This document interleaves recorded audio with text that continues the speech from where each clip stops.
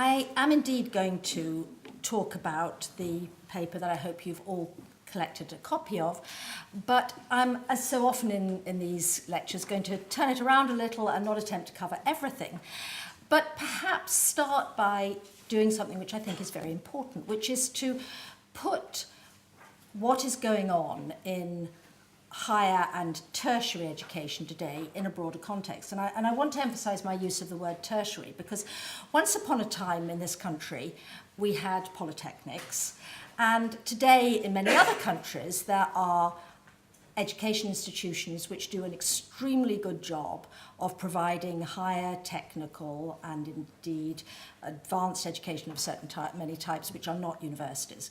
And therefore, if you look at the data from the OECD, if you look at UNESCO, if you look at any of these institutions, they will talk about tertiary education, which is not a word that trips off English tongues, because we have come to believe that the only game in town is universities.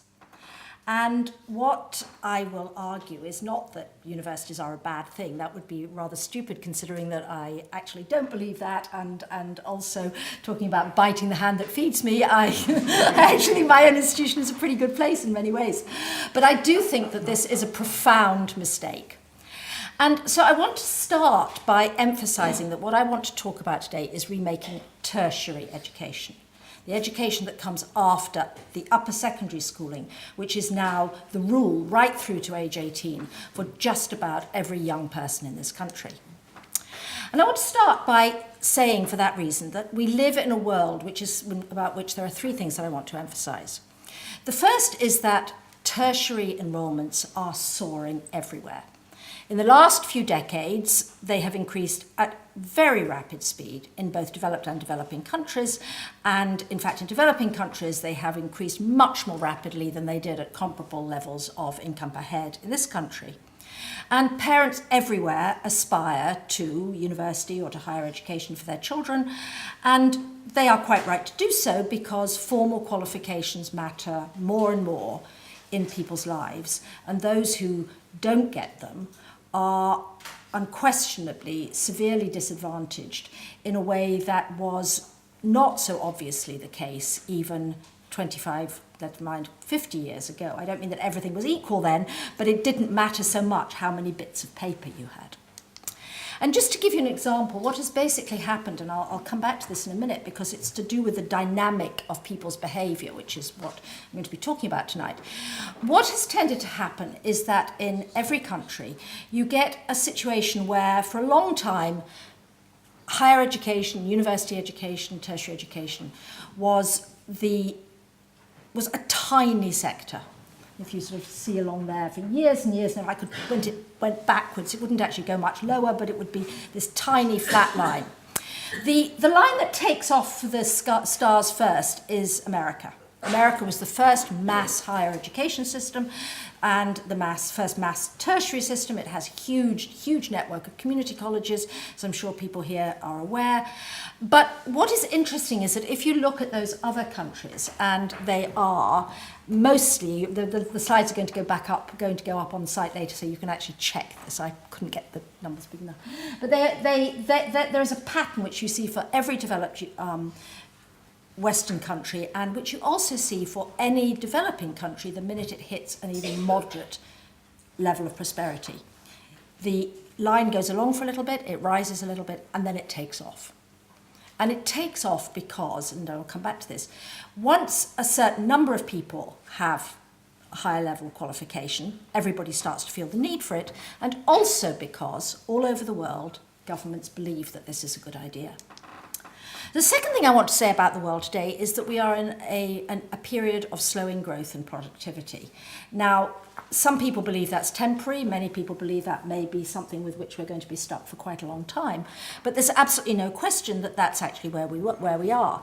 And if you look at this, the green bar is this country. The blue is the rest is Europe, the average for Europe, including this country, and the red one is the United States. And what that shows is, well, it shows two things. It shows that until very, very recently, 2015. As always, America was sort of top. America remains the driving home of innovation. But what it also shows, I think, quite dramatically, is how much growth and productivity have been falling in recent years. This is not just because of us. You know, in this country, we're particularly prone to playing the we're worse than X, and if we stop being worse than X, then we start saying we're worse than Y. So the reality is that we're not actually particularly bad, but ours has gone down too. And this is something which I think it's worth emphasising, because this wasn't meant to happen. And one reason why it wasn't meant to happen was because we were educating people so much. It wasn't meant to happen because governments believed that the more you educated people, and the more, above all, you educated people at higher levels, the more you would create growth, the more you would create innovation, the more you would actually use this silver bullet to ensure ongoing prosperity. Now, obviously, I can't prove the counterfactual. Maybe it would all have been even worse if we hadn't all gone to university. But one has to say that as a silver bullet, it's beginning to look a bit tarnished. So what has happened is that, partly because nobody can think of anything else to do, and partly because of sincere belief, government after government has believed that what they needed to do was to increase the number of people going to university, and this would be good for every individual concerned and good for the country as a whole. And, for example, you can see this in the United States, where real concerns over faltering growth have been associated actually on both sides of the political divide. I have no idea what Mr. Trump's view is. In a belief that what was needed was more education, more people to go to college, more free tuition, more. And equally, this has been fed also by the very rational belief of individuals that the way for their children to do well was to make sure that their children got tertiary education, got to university. And if you think that competition to get into a good university is hard, is tough here, I suggest that you have a look at what it's like in India. So the result of this was that this is the world that we have been in. It's not specific to us, but as always, an individual country has trends that play out in very specific ways. So how have they played out here? Well, first of all, we have a gigantic higher education system. It is vast. It is vast partly because of the number of people that we have going there, and partly because of the number of people who are coming in from other countries. But most of our students are British. Most of our students are home students. And again, if you want to look at the graphs, the numbers for home students go up the left-hand side, the numbers for EU and international students go up the right-hand side. And as you can see, international students have been extremely important, and that's a whole other lecture about the central role they play in funding UK higher education. But what is important to understand is that we also have a gigantic number, well over 1 million, of home students. And although there is a dip down, the participation rate has not fallen. The participation rate is continuing on up. And obviously all of these numbers are in the report. But again, when you read a journalist saying student numbers are down, young people are turning their backs on university, no, actually they're not. The cohort size is shrinking very fast, but the popularity of university is not disappearing. So the higher education participation rate in England has risen from just short of 20% of a cohort in 1990 to just short of 50% for 18-year-olds today, and it's a matter of probably at most a year before it's 50%. So quite a lot of people in this room will remember Tony Blair making 50% participation in some form of post-secondary, higher, tertiary education a target, and it seemed enormously ambitious. Well, we've made it. And participation rates are still rising, and so the question is this a good thing? And actually, let me go back. And what I do, unfortunately, want to argue today is that far from finding us in the promised land, as so often, actually, it turns out that there are quite a number of unanticipated consequences and things that we forgot about along the way. Now, obviously, if you get to 50% participation, that means half the population goes and half the population doesn't. So what about that other half? There are two possibilities. The first is that you try to get to 100% participation, and the second is that you think about what else might be on offer. Essentially, in this country today, there is nothing else on offer. Not really. We have created an adult skills sector, a further education sector, a non-university sector, in which there is effectively not merely no top class, no tertiary provision. We have in this country this system that's called of qualification levels, which was introduced a while ago and serves all sorts of purposes, mostly to tie funding to them. But even though it also comes up with some sort of nonsensical equivalences, it's quite a useful way of thinking about things, because essentially it says anything that's post upper secondary goes to level 4, 5, 6, 7. So essentially level 3, although it includes some very demanding craft vocational qualifications, is what an A-level would be, or a BTEC diploma. So level 4, level 5, or level 6, which is a full undergraduate degree, at that point you're into post-upper secondary. And I want to emphasise everybody now goes into upper secondary education. So if you want to differentiate yourself, you're looking at what comes next. And what you have got there, which unfortunately I can't use the pointer for because it's a TV screen, is a picture in which, if you strain very, very hard, you might just be able to see the level 4s. That is that is a chart showing the qualifications that were awarded in the further education, the adult in further education, for people aged 19 plus over this period. And that's the total, and there is level 4 plus, there is level 4 plus, 4 plus, 4 plus, 4 plus. So that is what people aged 19 plus who don't go to university are being offered and obtaining. And just to show it slightly differently, which you probably couldn't see, even the small number that we had has gone right down in recent years. The number of sub-degree tertiary level awards being funded by our adult non-university, non-higher education budget has actually been going into sharp decline, even from the low number that we were at a few years ago. And in fact, under the education and training part of the adult skills budget, which is the bit that funds further education colleges, the number of level 4 and 5 awards made in 2014-15 was a quarter of what it had been just 2 years before. So when I say that we have basically abolished anything except universities at tertiary level, that is what I'm thinking about. So, hang on, okay. What is also true, and this is why I want to sort of go back in history a bit, is that we have done something very similar in higher education. Once upon a time, as I said, we had polytechnics. Once upon a time, we also had a large national system of sub-degree, highly popular, and very highly valued qualifications, which employers, anybody sort of over 45 in business remembers these, and many people came up by them, and they were higher national diplomas and higher national certificates, and they still exist. They are still owned by Pearson's, but they are now a sort of, I think people in Pearson's in the audience will agree with me, as sort of a shrunken survival compared to the period when, actually under a previous government, under the Heath government, we created this system of certificates and diplomas which was actually oriented towards technical and business education.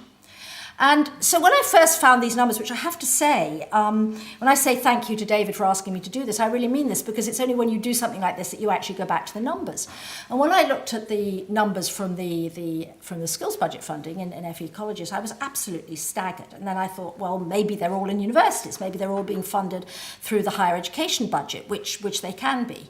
Well, I think the numbers from the Higher Education Statistics Agency tell their own story.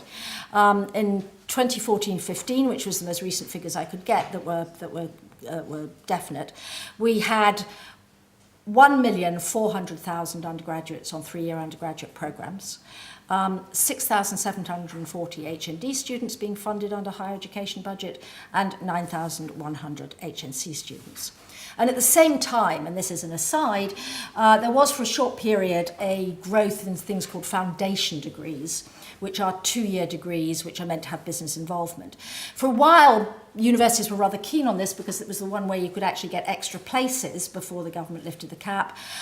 Those are also now, one would have to say, in free fall, and whereas in 2008 to 9 there were 87,000 students on them, I mean still only a small proportion, but a lot more than on HNDs and HNCs, that's now down to 46,000.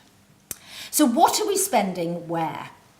Well, the other thing which is really very clear, and which I have written about before, is that we are not only putting huge emphasis on universities, to which half the population goes, we're also spending a lot more per head in universities than we are on anything that is made available to and is accessible to the other half of the population.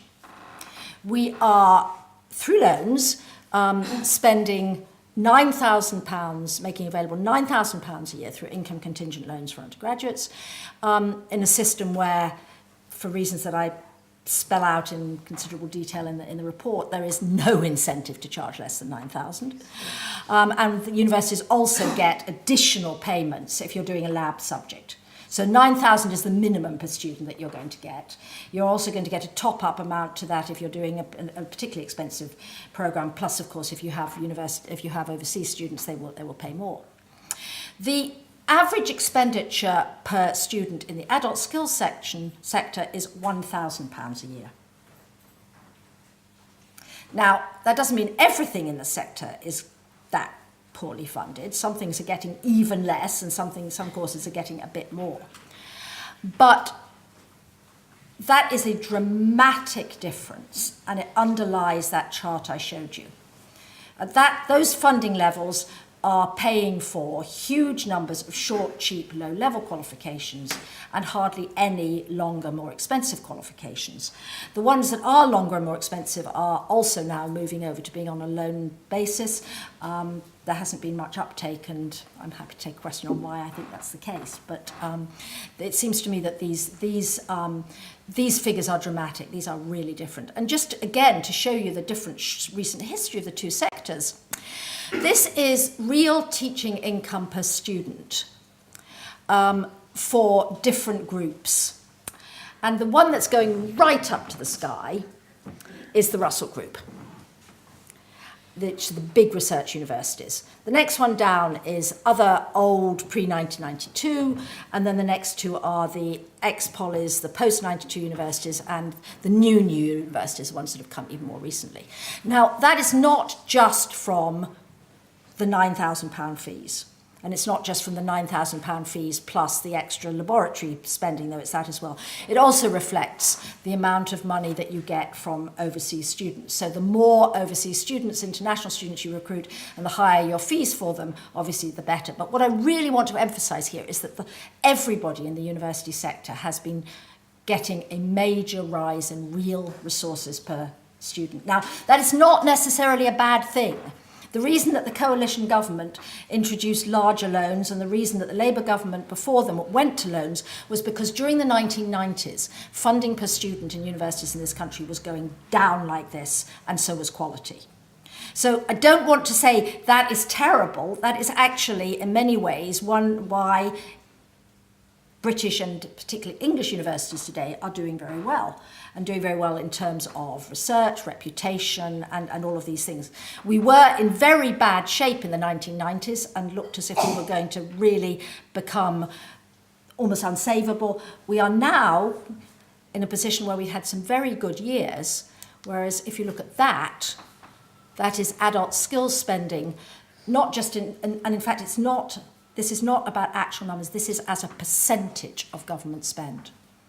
So funding for the other half is not only low in absolute terms, it has been a declining priority for government.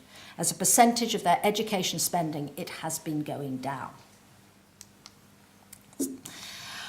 So why are we doing this? Why are we spending 9 times as much per head on university students as we are per head for adult education and training? And why are we happy to have, which is what we do have, 80 undergraduate degrees awarded for every qualification at level 4 that's awarded and funded by the FE adult skills budget? What is it that makes us think this is a good idea? And this is why. There are 2 quotes there. One is from Estelle Morris, though I don't think she actually wrote the article. It was an article in 2002 in The Guardian, and in which she said, a 1 percentage point increase in the number of workers with higher education qualifications raises GDP by 0.5%. And the other one is from the white paper that was published this year, just before the higher education bill that's going through Parliament at the moment was introduced, which said doubling the number of universities per capita is associated with over 4% higher future GDP per capita. I'm all in favour of dividing Kings up into 10 different universities, but that's not why. That is what politicians believe, and it's based in large part on a combination of blind faith, because education has to be good, right, and a misunderstanding of the graduate wage premium. The assumption here is that more university education will always be a good investment, because higher skills will mean that higher skills and higher pay and growth will result. The more people are educated, the more skillful they'll be. You know that because they're paid more, and therefore they'll get richer, the country will get richer, we'll be in this wonderful growth cycle. University education should therefore be favoured and encouraged compared to other education spending, and indeed generally. And although politicians will not necessarily put it like that, that is actually the underlying belief of a large part of the world, not just this country, but of the world. So are we right to do that? Are we right to prioritise university education and just leave the people who don't go to sort of look after themselves? Is it a guaranteed engine of growth? I don't think so. I think that we have misunderstood the situation, and that as a result, quite particularly in this country, but not just in this country, we have created a system which is grossly unfair to the people who don't go to university, and also economically deeply inefficient. So a few sort of, emerging facts. When you look at the graduating class, and this is research which I think many of you already know, which was done by the IFS largely with Nuffield Foundation funding, and it's I have to say extremely thorough and as well as extremely interesting. But anyway, when you look at at our graduates from the classes of 2002 to 2008, and you look at them sort of particularly the group that's 10 years into the labour market, you find sure enough that graduates earn more than non-graduates, which is why politicians believe that the more of them there are, they'll all earn more, therefore the country's richer. First of all, the amount varies enormously by subject and by which university you go to. And in some universities, considerable number of universities now, the median income for all their graduates is actually no higher than the median income for all non-graduates in the country. The other thing that I would like to highlight is that students from higher income families have higher average wages. And there are a number of reasons for that, including which university they go to, but I think it's worth just sort of lodging that particular uncomfortable fact. And the other thing, which is just really, again, what you might expect, other things being equal, is that the average effect of having a degree is, sure enough, going down. You can see it quite clearly, and there's a labour force statistics. Thanks to the Bank of England for doing the graph. That's where I pinched it from. It's in the quarterly bulletin. But it's sort of exactly what you would expect. And as I said, you do have to wonder, especially, when you're looking at this ever-rising graph of numbers of people going to university, you've got these increasingly mixed returns. You've got the declining average return if you take the whole group. Some graduates are doing amazingly well. Go to LSE and read economics, and you can, you won't automatically, but you might be very, very rich. They seem to be the group that's actually richest of all identifiable groups. There's the one sitting there who probably is. You didn't do it there, did you? have to go there, not just teach there. Teaching there is not a Teaching there is not a no. But when you go back to what I showed you earlier, which is declining productivity, you have to feel, well, okay, so there may be all sorts of other things, but this is not a surefire way to make ourselves rich. And the other thing, which I think is the other thing that I really would like to highlight in terms of why we should be uneasy about where we are today, is that, as I already said, if you come from a low-income family, you are also more likely to go to an institution where the returns to your degree are lower and where you go into a non-graduate job and get stuck there. Because the other thing that we are finding all around the world, again, not surprisingly, is that actually the growth in jobs which are clearly graduate jobs has not kept up with the growth of graduates. And many people are doing non-graduate jobs. And of course, it is possible, and indeed likely, that many of them will then progress on. But again, what we are finding is that a significant number of graduates who come out of university, go into non-graduate jobs, do not transition to graduate jobs, at least not yet, and we've been looking for a fair amount of time now.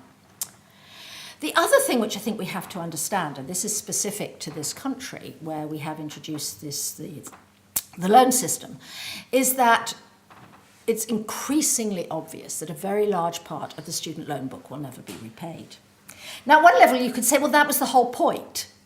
I mean, the whole point of a student loan that was income contingent was that it would not all be repaid.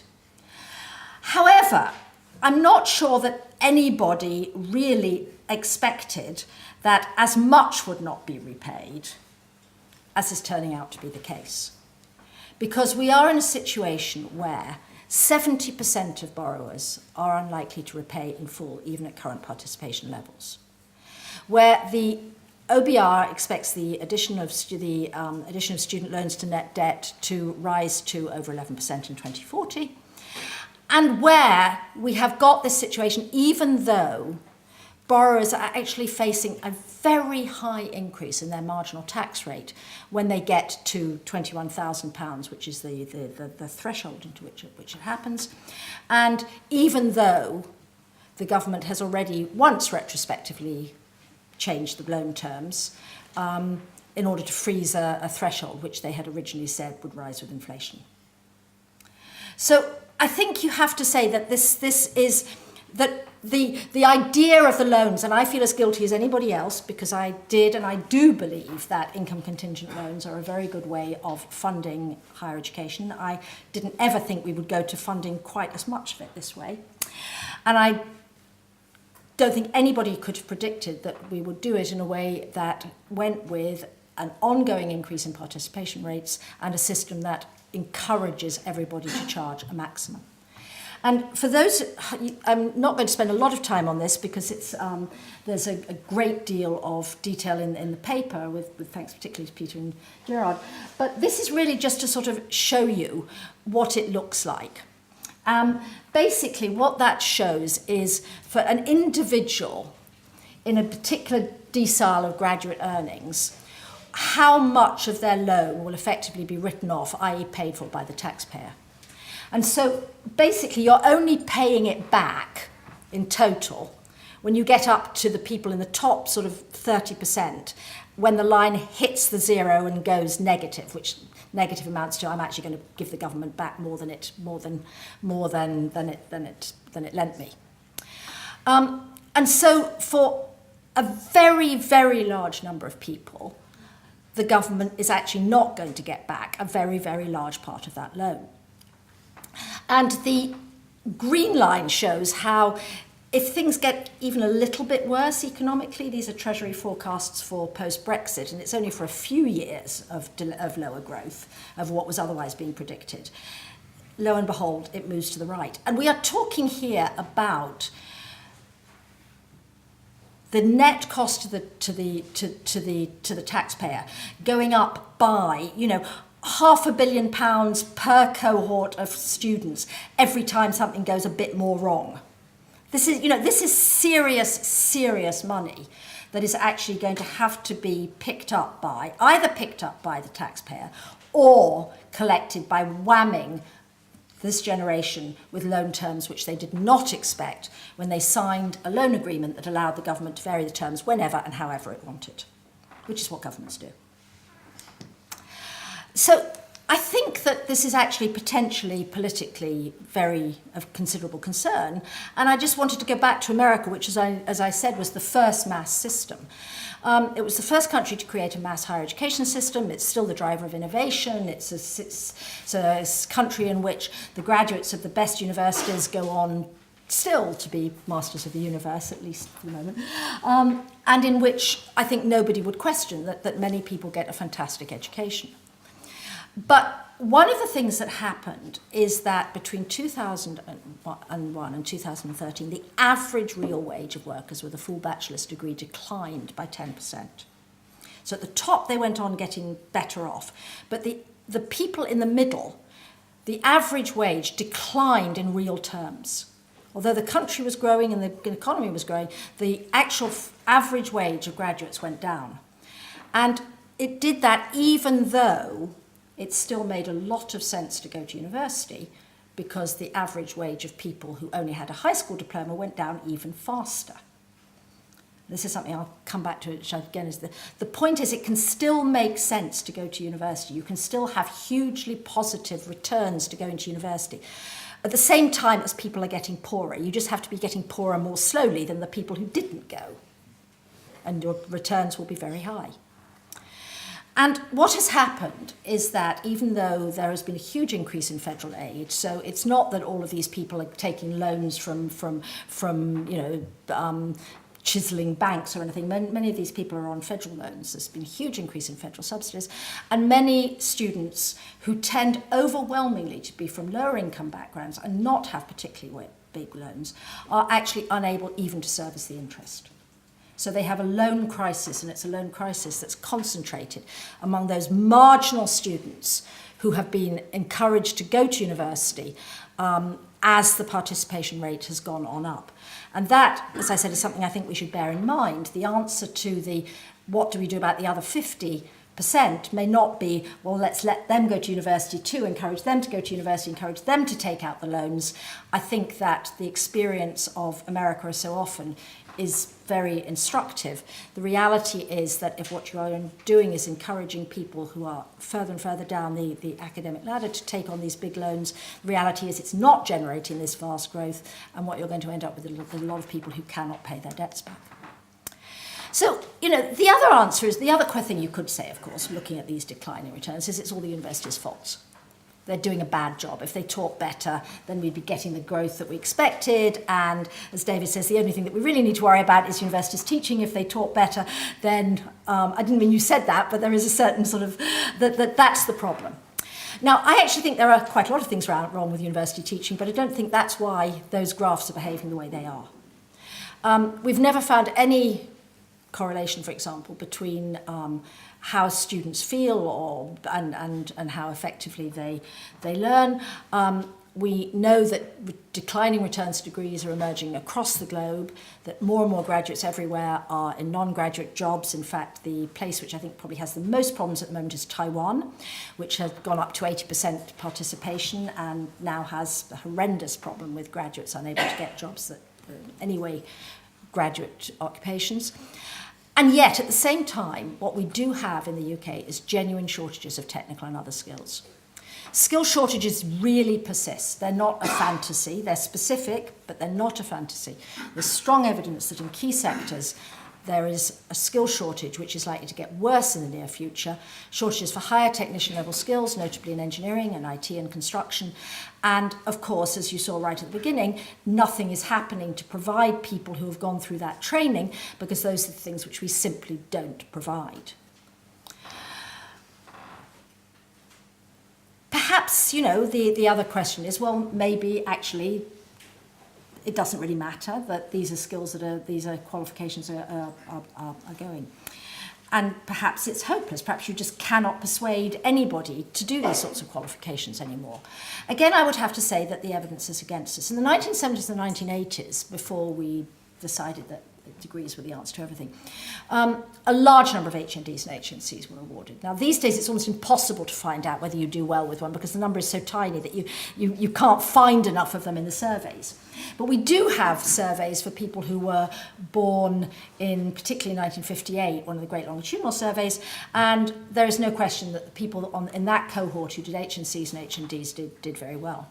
And the other thing we know is that in countries like Germany and the Netherlands, which have fully developed technical routes, these sub-degree tertiary awards, things which are level, in our terminology, level 4, level 5, they're tertiary, they're technical, they're not full degrees, they're not done in universities.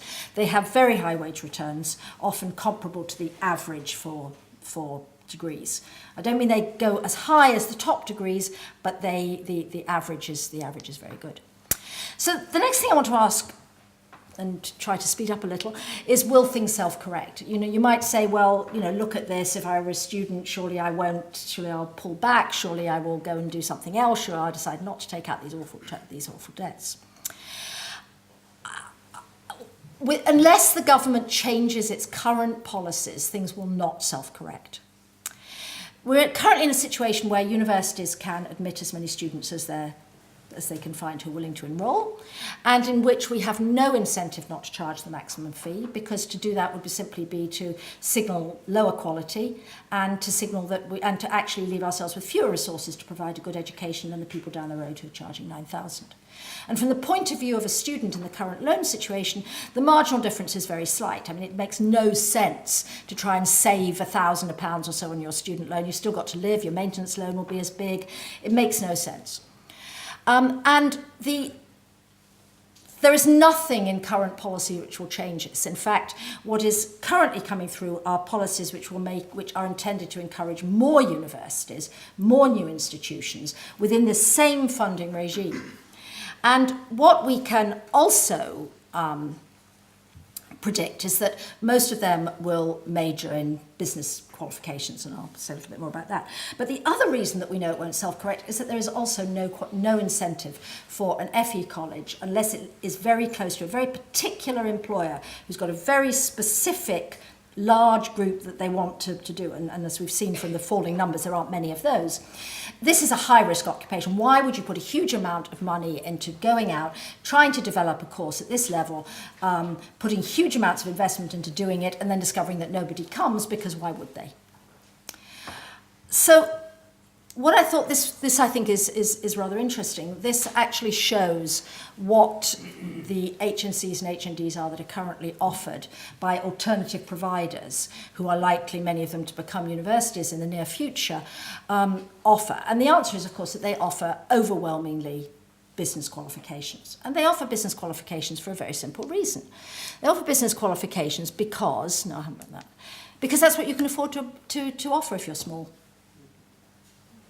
If you're setting up as a small, private, whether for-profit or not-for-profit institution, and you want to actually get solvent, and you want to attract people from overseas to something of this sort, you go for business, and they go for business. So what we can assume on current government policy is that we will get more small new universities. No incentive whatsoever for anybody to charge less than 9,000. Strong incentive for us all to go out and recruit anybody who's willing to sign up. And a further growth in the number of business degrees, which, if you think back, are not where we've got the skill shortages. So without policy change, it's going to be completely rational for young people to go to university, to take on these large debts, even though they increasingly know that a degree may not be all that it used to be. And they'll do so because the alternative is worse, because although average earnings for graduates may continue to fall, the prospects for those without a degree will be worse, and it's perfectly possible that, as I said, the gap between those with degrees and those without degrees will actually get higher, even though the average earnings of the degree holders is going down. And just to sort of show you how it looks from an employer's point of view and why this is rational, when hardly anybody has a degree, as an employer, if you think that there's this distribution of you know, grit, intelligence, perseverance, whatever you want to call it in the population, and it's roughly normally distributed, which is how we tend to behave. If a tiny number of people have a degree, you know that a lot of people without a degree are worth hiring. Once you get to this point, you're beginning to sort of say, okay, I'm going to make my desirable job degree only. And at this point, the pressure starts to mount, because if you are somebody who's not an academic star, but you want to do well in life and you're hardworking and you're ambitious and your parents are ambitious for you, you will feel increasingly, I'd better go to university. And that's why you get those graphs with which I started the presentation. Once you get to a certain point like this, it goes on up. Because not to go to university starts to become a very high-risk strategy which only a few people can adopt. And so you end up with Taiwan or South Korea, but you don't end up with everybody in a graduate occupation, and you don't, even in Taiwan, end up with the sorts of growth rates that they used to have. And our current system offers people no real alternative, and their debts are real even if they're income contingent, and those marginal tax rates are real. So what can we do? It's very expensive, it's economically inefficient, and in my view, it's deeply inequitable. And what I have proposed in this paper is that we should think very seriously about moving sooner rather than later to something that really gives individual people choice, not just to choose between, not just to choose 6 universities on a UCAS or 5 on a UCAS form, but actually to choose. Because if we actually put choice and power of choice in the hands of all individuals, then you actually start to get some genuine change in the system. An adult who chooses additional education and training after they've been in the labour market will very often make more informed and more economically productive choices than they will as an 18-year-old. And I think a good number of people in this room are or have been university teachers, and you see this time and time again. It's very often true of ourselves. At 18 or 19, you don't know what you want to do. You start to think about it by the time you're in your 3rd year. Later on, you might want to change. You will make more informed choices if you can make them later. At the moment, once you've had your WAM, once you've had your 3 years as an undergraduate, that's your lot. Basically, you've had you get one go and that's it, which is another reason not to go and choose something that's not a full degree. Equally, we are concentrating more and more of our expenditure on 18 to 21-year-olds. The number of adults in universities has been going down, the number of part-timers has been going down. We talk endlessly about changing economies, and we put all our effort into 18 to 21-year-olds. And the other thing which I think is really important is that 2-year qualifications, if people take them, and some of them may come back for a 3rd, some may not, are a lot cheaper. If you take that 3rd year out of the loan equation, you start finding that you have actually got a lot more people who are repaying a lot more of their loan. So my argument is that all adults at age 18 should have an individual financial entitlement, not an entitlement to 3 years at university at whatever fee the university happens to charge up to $9,000, but a financial entitlement which they can use. And everybody says, well, isn't that incredibly expensive? Well, all I can say is the government has already given us this. Any 18-year-old who gets accepted by a university to do a 3-year degree has that commitment already. So that commitment has already been made. And, presumably the Treasury thought we could afford it. But, and this is the really key point, because it's about getting real change in the system. Without individual entitlements, there is no incentive whatsoever for universities to offer anything less than a 3-year degree course. There is no incentive to charge less. Indeed, there's quite the opposite. So if you give people an entitlement that it's just for a 3-year degree, at whatever the university can charge, up to a maximum, what you will get is more and more people taking a 3-year degree at the maximum price. If you can actually bank some of it, if you can keep some of it for later, if you can do a 2-year HND or an HNC now and know that you can come back when you're in your 30s, then there are 2 things that will happen. First, you've got a strong incentive to do that. And secondly, actually, you've got quite a strong incentive to pay for a bit of it up front. So I actually think this would make over time, and it needs the institutional backing, I think that over time this would actually really shift the incentives in the system quite substantially, as well as being hugely much fairer, because with that system, as an FE college, it starts to make sense to take those risks. As an FE college, you can actually see that there will be a market for people to do this. It's a necessary condition for reform. If we don't shift the nature of the funding system, we will not get away from that picture that I have painted. We will just go further and further and further into it. However, I have to say it's not the only thing we need. We do also need, and here I'm going to sort of refer people back to the Sainsbury Review, we do need to do something about the qualification system. This is something which it's a government's responsibility to do. Government created HNCs and HNDs. It then turned its back on the technical education system and walked away, and it needs to turn round and come back again. In the further education system, there have been for the last few years advanced learning loans for adults, and the take-up has been low. I have to say, to my horror, I discovered from something I read that officials had expected it to be low. They expected the take-up to go down, but won't go there.